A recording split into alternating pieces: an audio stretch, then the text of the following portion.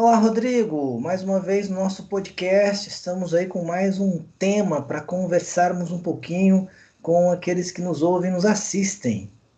Pois é, Ismael, tudo bem contigo? Grande alegria, grande satisfação, né? Poder reencontrar você aqui nesse nosso podcast, nesse projeto que nós temos, e também os nossos ouvintes, aquelas pessoas que nos acompanham. E hoje, né, Ismael, acho que é muito legal a gente falar um pouco sobre essa questão que vem povoando todo um imaginário que faz parte aí do mundo contemporâneo. E aí eu acho que uma primeira provocação seria essa, né, Ismael? Será que existe mesmo uma ditadura da beleza, meu caro? Pois é, Rodrigo, é um termo que a gente já ouviu, né, algumas vezes e que, de certo modo, em algum momento a gente também usa esse termo, né? Ditadura Uhum, da beleza. Será que as pessoas estão sendo julgadas, uhum. né? Pelos seus corpos, pela sua estética? Será que nós temos essa realidade em tempos de redes sociais, depois que inventaram Photoshop? Será que essas coisas não estão aí o tempo todo, as pessoas precisando cada vez mais demonstrar que elas estão muito bem fisicamente? Olha, eu acho que dá um bom tema para esse nosso podcast, né, Ismael? E também acho que a questão que você levantou do problema da saúde física associado às implicações psicológicas também, né, Ismael? Claro, claro, porque isso vai ter desdobramentos psicológicos, né?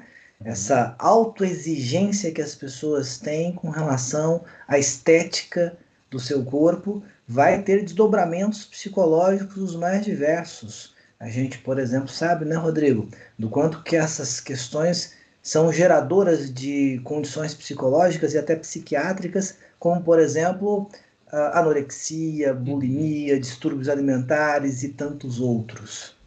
Exatamente, Ismael, exatamente. E aí outros problemas também, até não vou falar aqui menores, né, mas são implicações, como por exemplo a própria disfunção da imagem corporal, né, Ismael? A gente olha no espelho e parece que enxerga um corpo que não é o nosso. Pois é. É sobre isso que vamos falar aqui, né, Rodrigo? Então vamos falar sobre esses temas, sobre esse tema, e nós vamos desdobrar aí em alguns momentos, um bate-papo bem legal, bem bacana, para conversarmos aqui no nosso podcast. Maravilha, maravilha, vamos em frente. Bem, eu sou Ismael Ferreira, sou psicoterapeuta, Eu sou o Rodrigo Dias Soler, sou psicoterapeuta, e esse é o nosso podcast. Caminhos da Terapia.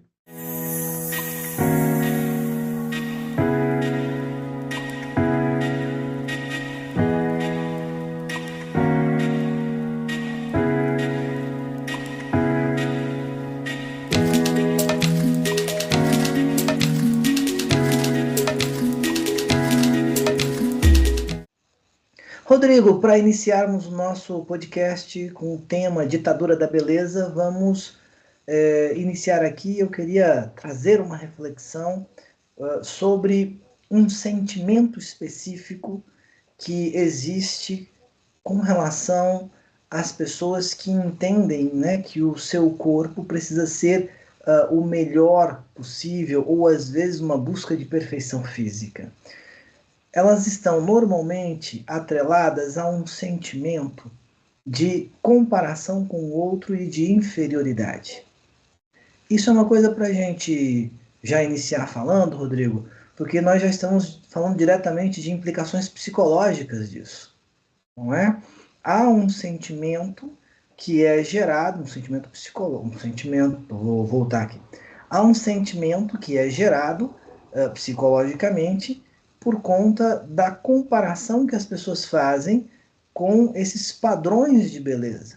É interessante, Rodrigo, que muitas vezes esses padrões de beleza, eles nem são reais, né? São idealizados e que as pessoas que às vezes dizem ter essa estética de beleza nem a têm, porque elas são, em tempos de Photoshop, em tempos de inteligência artificial, em tempos de se destacar o melhor ângulo de alguém, por exemplo, as pessoas estão olhando para certas estéticas de beleza, se comparando, se inferiorizando, e na verdade, muitas vezes aquela estética de beleza é idealizada e nem existe. Olha, Ismael, esse é um tema muito interessante e muito importante, porque onde nasce esse problema da relação dos padrões de beleza, ou se a gente quiser ser um pouco mais radical, até da ditadura da beleza, está ligado a essa condição, muitas vezes, que é a sensação de comparação. A rigor, né, o fenômeno da comparação, ela faz parte da experiência psicológica e ele não é em si negativo, né? Nós precisamos do outro para criar parâmetros para a nossa vida e tudo mais. Mas você chamou a atenção para um aspecto muito interessante, né, Ismael? É que com a popularização, né, dos dispositivos tecnológicos, a sensação de comparação ela ficou muito mais forte e mais viva em grande parte da nossa população. Eu vou dar só um exemplo, né, Ismael? Talvez aqui para a gente poder conversar sobre isso. A geração dos nossos pais, ou até mesmo a nossa geração, nós tínhamos padrões de beleza que eram identificados, por exemplo, com é, como é que eu posso dizer, as personalidades, né? As grandes figuras do mainstream, seja da moda, da Certo. música, das novelas, né? Agora, o que a gente assiste são as identificações com padrões de beleza de pessoas comuns, né? E Uhum. isso acaba gerando muita confusão e muitos problemas psicológicos para as pessoas que chegam no nosso consultório. Porque uma coisa, né, Ismael, era eu me comparar, por exemplo, com um ator famoso de Hollywood ou coisa parecida. De certa forma, ainda tinha como controlar esse aspecto. Mas e com o digital influencer que vende essa imagem de que ele é uma pessoa comum? Como é que eu reajo do ponto de vista psicológico a isso, né, Ismael? Pois é, porque daí saiu da lógica de ser alguém distante, de ser Uhum, alguém inatingível, inalcançável, de ser esse popstar que você coloca. Essa uhum, comparação é uma comparação que todas as pessoas comuns, em relação a ela, teriam essa comparação e de algum modo gerariam um sentimento comum. Agora, uhum, o digital influencer ele traz essa questão de que ele é uma pessoa comum. E ele uhum. sendo uma pessoa comum, a comparação é minha com uma outra pessoa comum, né? Isso. E aí é muito mais difícil, né, Rodrigo? Esse sentimento que ele é constituído a partir daí é um sentimento de estar aquém daquilo que deveria estar, né? Ser inferior em relação àquilo que deveria ser, e isso tem implicações psicológicas angustiantes e desesperadoras. Uhum. Isso mesmo, né, Ismael? E eu acho que esse é um fenômeno que a gente se depara, e, claro, não estamos aqui para generalizar, né? Mas, de certa forma, o que a gente também tem observado é que essa ditadura da beleza, ela não escolhe gênero específico, né? Ela perfila várias e várias orientações de gênero, e também é uma questão que perfila a perspectiva, né? Do contexto geracional também, né, Ismael? Então, é realmente um problema que a gente enfrenta no nosso desafio aqui como psicoterapeuta. Pois é, Rodrigo, e você também, né, havia provocado os nossos ouvintes e aqueles que nos assistem no nosso podcast, no início do nosso episódio, falando um pouco sobre essa questão da autoimagem, né, e da distorção da imagem. Eu acho que é uma questão também bem relevante de nós considerarmos, porque a distorção da imagem, muitas vezes, ela é uma visão distorcida que eu tenho de mim mesmo, porém Uhum, é uma visão distorcida em relação à realidade. Quer dizer, uhum. nós preferimos ficar com a idealização do que nós imaginamos ser do que com a realidade do que nós de fato somos, né? Muito bem lembrado, Isso muito. gera uma condição psicológica de bastante fragilidade, porque quando eu ignoro a realidade em detrimento de uma imagem que tenho e fico com a ideia de que o correto é a imagem e não a realidade do que sou, né? isso tem complicações gravíssimas, né? Porque eu não posso mais nem ter a realidade para me comparar. Uhum. Do Uhum. ponto de vista, se Exatamente. nós pegarmos, por exemplo, assim, Rodrigo, e pensarmos nas redes sociais, por exemplo, em que a Uhum. imagem ela é trabalhada. Eu lembro de uma questão dos filmes e das novelas que se diziam, das atrizes e dos atores, que se buscava os melhores ângulos daquele perfil, daquele corpo, para poder colocar na novela. Não era nem o Uhum. corpo como ele era de fato, era o melhor Uhum. ângulo do corpo, não é? E isso, na verdade, traz uma sensação de perfeição que, nem que não existe de fato. E quando a gente traz Uhum. isso para as redes sociais, para o Photoshop, para a imagem, né, agora para a inteligência artificial com a produção de imagens, nós estamos nos comparando com as coisas que não existem, como Uhum. parâmetro para que nós pudéssemos alcançá-las. Muito bem colocado, Ismael. Muito bem colocado. Eu acho que até uma questão até que me fez lembrar é que nas novelas e nos filmes é muito comum também não só buscar o melhor ângulo do corpo, mas buscar também os dublês de corpo, né? Então, às vezes Uhum. nem o artista tem aquele corpo que está sendo representado e apresentado para nós, né? Então, nós temos sim essa dimensão. E eu acho que é bem interessante colocar para as pessoas que nos ouvem, que nos assistem aqui nesse podcast, como é interessante que a psicologia trabalha com essa perspectiva da força do imaginário, né, Ismael? Porque eu não posso ter uma leitura global da realidade. Então eu pego uma fatiazinha dela, interpreto Exato. aquilo ali e crio faço uma interpretação desse todo, né? E isso está onde tá no nosso imaginário. Então, muitas vezes, quando o paciente chega no nosso consultório e ele traz, né, na sua fala, no seu relato, por exemplo, comportamento de uma pessoa que tem, obviamente, características ligadas a essa distorção corporal, né, Ismael? Pois é. Você coloca essas questões e eu me lembro, por exemplo, alguns diálogos que eu já tive com pacientes em relação a essa questão da imagem, em Uhum, relação à estética, em relação à ideia de beleza, por exemplo. E eu sempre gosto de trazer uma reflexão para os pacientes, porque alguns chegam dizendo assim: bom, eu não me sinto uma pessoa bonita. Essa é a expressão uhum, usada às vezes no consultório. E aí eu faço o questionamento: você não se sente uma pessoa bonita em relação a quem? Em relação ao quê? Né? uhum, E aí as pessoas começam a dizer assim: em relação a qualquer outra pessoa, as pessoas que estão por aí.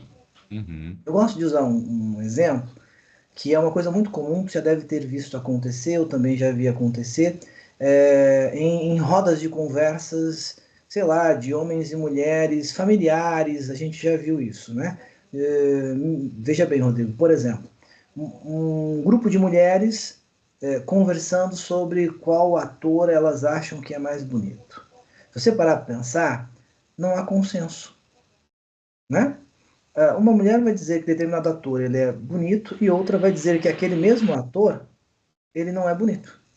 O outro é que é mais bonito. Então, em relação à estética de beleza, não há consenso, uhum. né? Entre as próprias pessoas que se apresentam para nós como sendo aquelas que deveriam ser padrões de beleza, não há consenso em quem acha esse ou aquele bonito. E Uhum. aí eu retomo o paciente e aí digo, como que você pode se achar não bonito, se na verdade até nos padrões de beleza as pessoas discordam?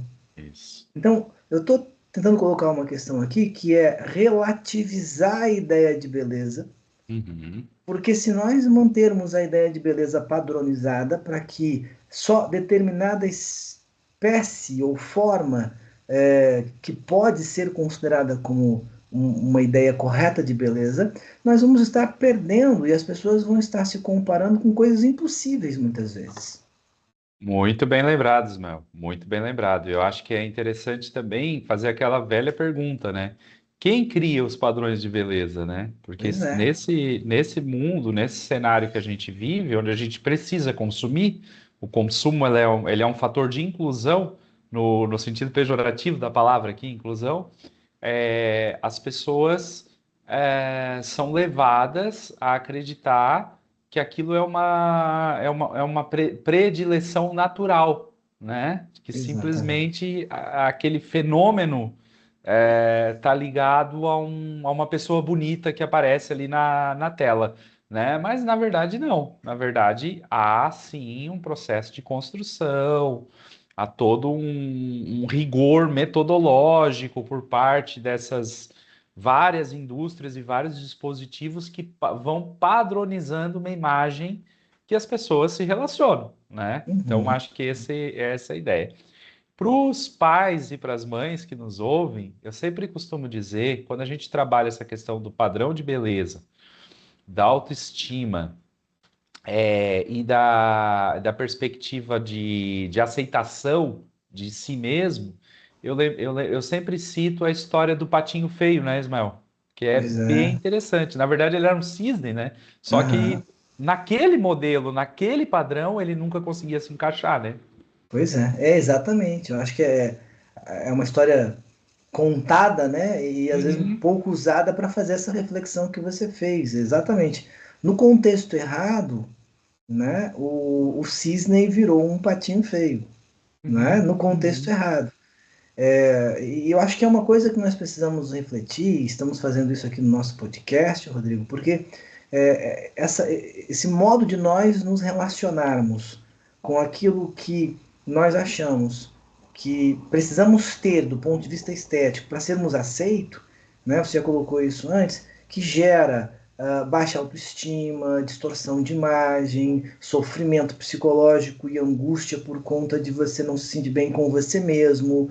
Essas questões elas estão nos nossos consultórios. Né? Nós estamos o tempo todo lidando com situações desse tipo, não é verdade? E há uma grande questão aí implícita nisso tudo, que é a dificuldade da própria aceitação. uhum, Isso gera uma condição psicológica que é eu nunca aceitar quem eu sou e o que eu sou capaz de ser. uhum. Ou, do ponto de vista até estético, nunca aceitar aquilo que eu sou capaz de alcançar. Porque a minha comparação nunca é com minha própria evolução, a minha comparação é sempre em relação ao outro. E É, quando é esse outro imaginário, idealizado, que nem na realidade existe, fica muito mais difícil. Nós nos tornamos insuficientes na nossa busca. Quer dizer, é uma busca perdida, não é? uhum. Porque não tem um parâmetro real possível. Exatamente, exatamente. E como isso é forte também, né, Ismael, principalmente num contexto onde a gente vive uma sociedade onde a gente tem padrões que são padrões de competição, né? E aí eu chamo a atenção do pessoal que nos ouve, que é exatamente um aspecto bem interessante, porque volta e meia eu acho que a gente entrou numa questão muito delicada, né? Porque as pessoas confundiram autoestima e autoaceitação com características ligadas à sua distorção de imagens corporais. Então, Uhum. a busca por uma autoestima e por uma autoaceitação, por pertencer a um determinado grupo, por, de certa forma, manter o seu padrão digamos assim, de eficiência, né, estética, leva as pessoas a desenvolverem transtornos ligados à condição dos seus hábitos, como mais comum os hábitos alimentares, né, Ismael? Pois é, exatamente. Que é talvez um dos grandes dilemas e problemas do mundo moderno, né?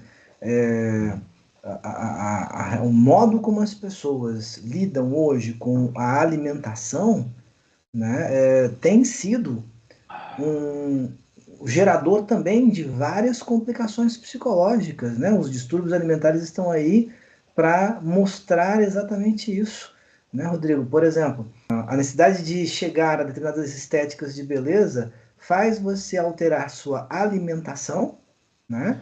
Às vezes com dietas rigorosas, rígidas, Uhum, sem critérios médicos mínimos, né, daquilo que você precisa para o seu organismo, uhum, dietas loucas, vamos pensar assim, extravagantes do ponto de vista daquilo que o corpo precisa, essas coisas começam a afetar cada um de nós e geram distúrbios alimentares os mais diversos, né? E também, claro, sem a gente deixar de falar jamais, na própria anorexia e bulimia, por exemplo, que é um tipo de transtorno que é mais comum entre mulheres, mas homens também, e cada vez mais homens estão desenvolvendo esses transtornos, por conta de ou eu como demais e provoco vômito, ou eu não como nada porque eu não posso engordar. Vamos pensar o seguinte, né, Ismael? Você traz aí uma questão que eu acho que vale muito a pena a gente refletir. Antes de mais nada, eu quero dizer para os nossos ouvintes que eu estou falando de situações hipotéticas, né? Tá bom? O pessoal não ficar. Em termos de internet, é bom a gente falar sobre isso, né? Bom, nós somos, por exemplo, profissionais da área da saúde. Os profissionais da área da saúde são muito julgados pela sua imagem corporal, né? Então vamos Uhum. imaginar o seguinte: vamos imaginar que um profissional da área da saúde, por exemplo, da área de nutrição, que trabalha com nutrição esportiva, né?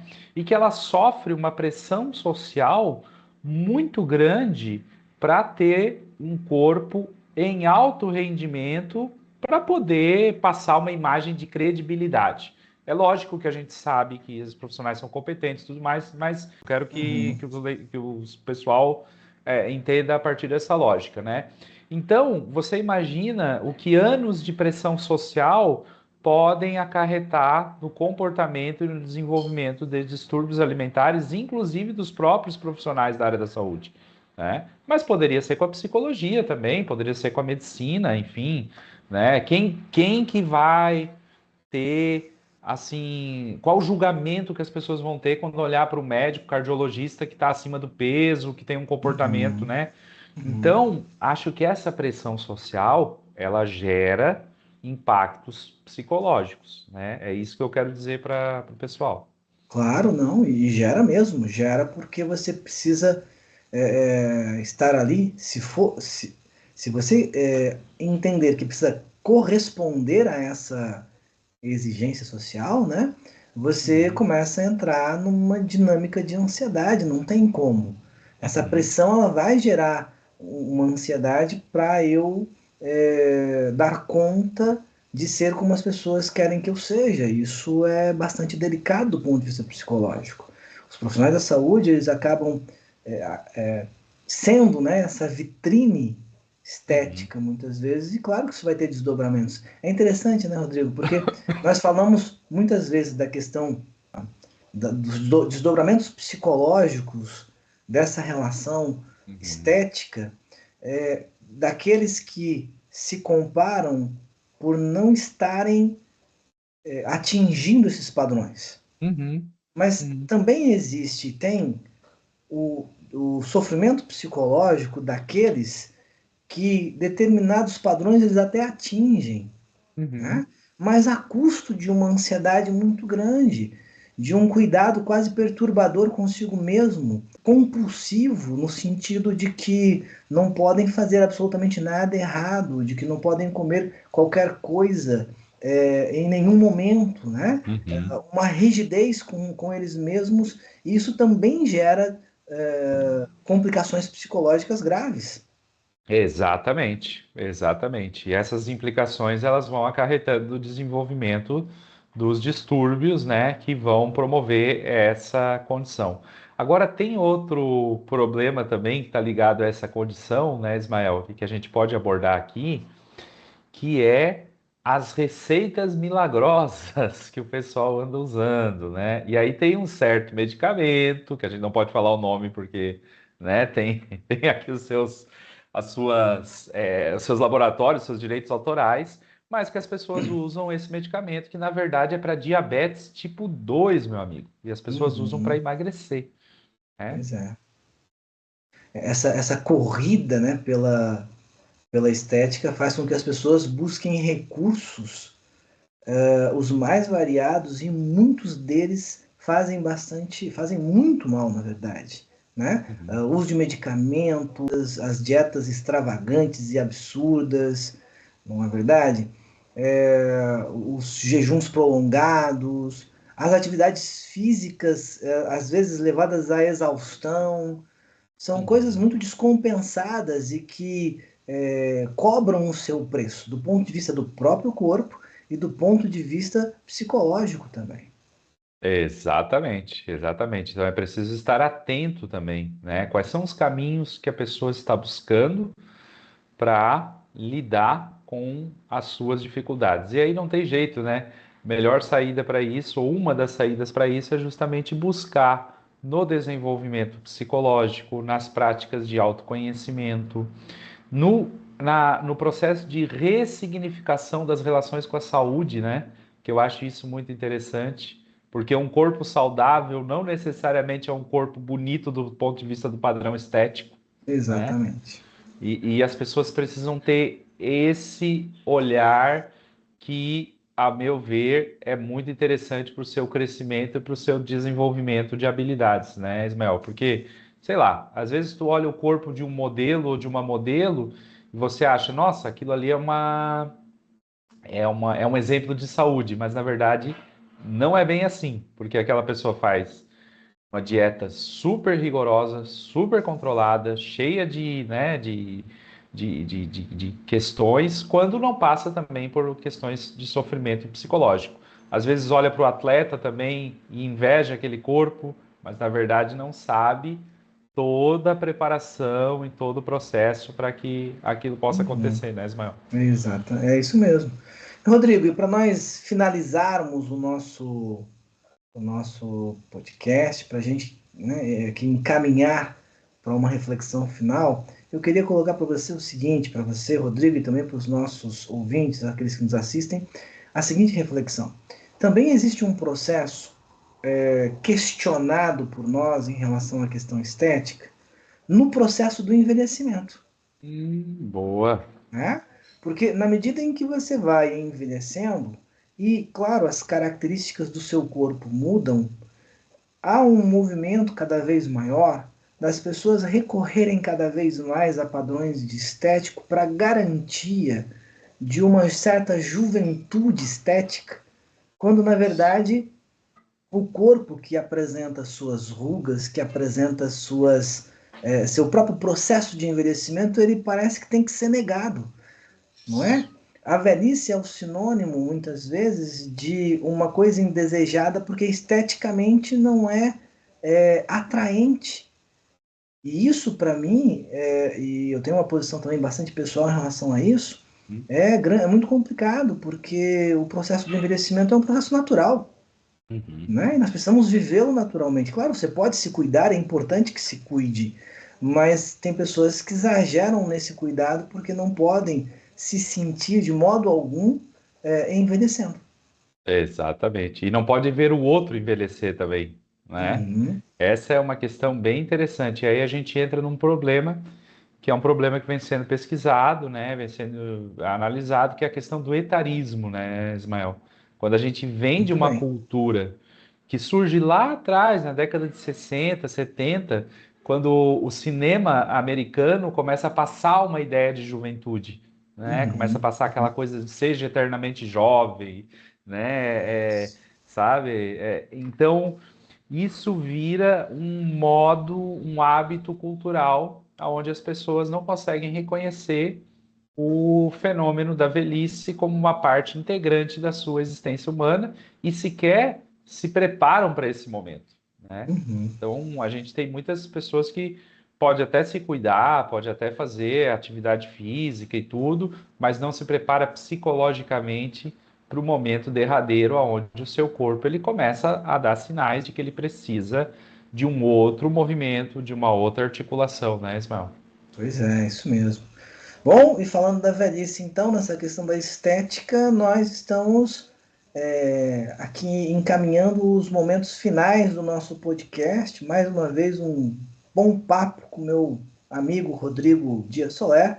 Uhum. E eu queria, né, Rodrigo, aproveitar aqui, antes de nós encerrarmos, falar para o pessoal continuar, né, se inscrevendo no nosso canal no YouTube, nos seguindo no Spotify, comentando e curtindo lá o nosso podcast e também nos dando sugestões. Já tenho até algumas pessoas dando sugestões aí para nós fazermos alguns episódios dentro daquilo que também são dilemas aí das pessoas e que elas querem saber mais. Rodrigo, foi um grande prazer mais uma vez estar aí no podcast com você e espero você no próximo podcast e todos os nossos ouvintes.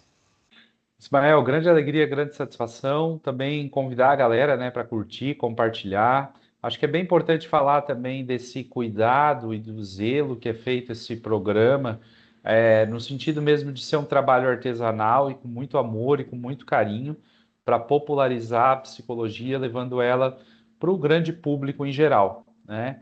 Então, isso é muito bacana. E se você tem dúvidas, quer, propor algum tema, também faça essa interação conosco, porque ela é muito importante até para a gente propor aí novas possibilidades, novos temas aqui no nosso podcast. Obrigado.